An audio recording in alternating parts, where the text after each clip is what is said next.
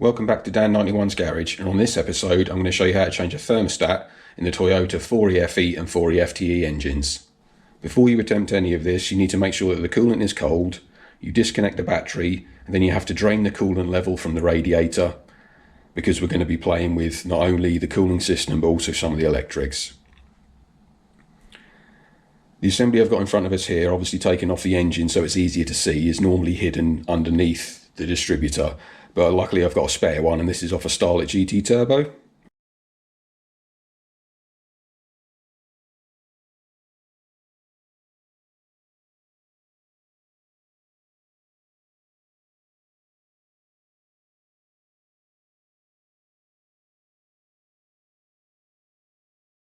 Normally the hose itself comes off the side of the cap, but it's the same principle no matter which one you've got. So the first thing to do is disconnect the electrical connector from the fan switch on the back of the cap. Once you've done that, you need to undo these two M6 nuts, which is using a 10mm spanner. Mine's only got one on it and this one's missing, so we'll just ignore that and pretend we did it. Oh, and that one's already loose for us. That was a shock. There we go.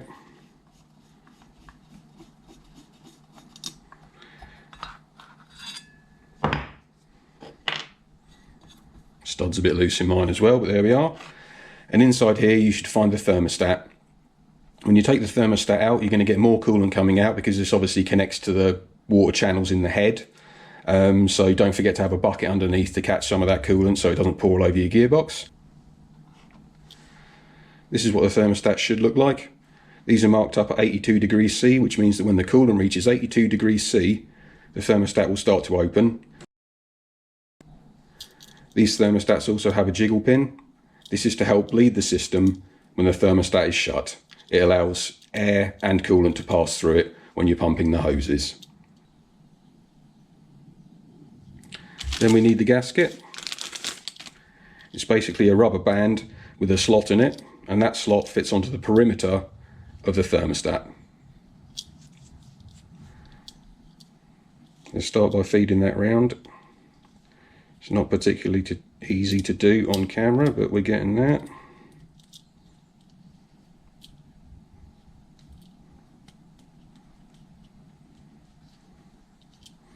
Looks about right, so make sure that's all snugged up and is even. Then you simply drop it into the thermostat housing. What you've got to remember is on most engines the jiggle pin goes at 12 o'clock unless it's specified otherwise.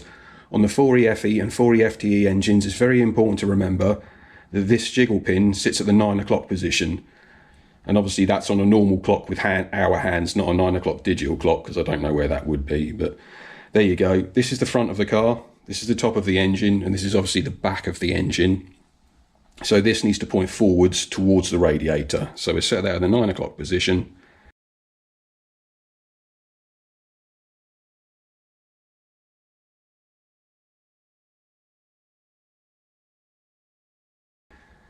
And that's about as difficult as it gets to install that. Now you just simply need to reverse the process. So the cap goes back on. Make sure you don't pinch your seal and you get him in there nice and even. That seal itself seals to the top of the cap, the base of the body, and also squeezes the thermostat in between. So it seals off the two halves essentially of the system. Back on with the two nuts. Obviously yours should have two, mine doesn't. We've already covered that. At least this will be 50% quicker on the video. There we are. Click. And I use a torque wrench.